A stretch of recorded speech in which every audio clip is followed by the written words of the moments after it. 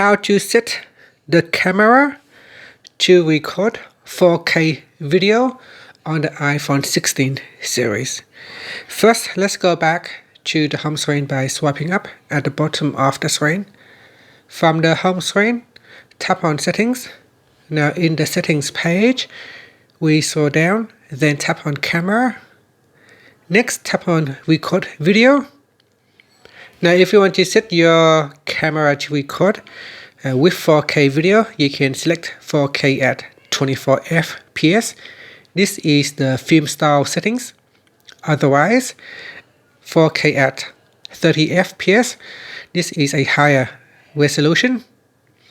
And 4K at 60 FPS will give you a higher resolution and a smoother video.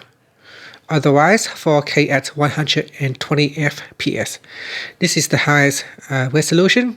This also will take up the most storage space on your device, so only use this option if you really need to. Otherwise, I would highly recommend not to use these settings. 4K at 30 FPS is good enough in most cases. Finally, you can swipe up to return back to the home screen. Thank you for watching this video. Please like and subscribe to my channel for more videos.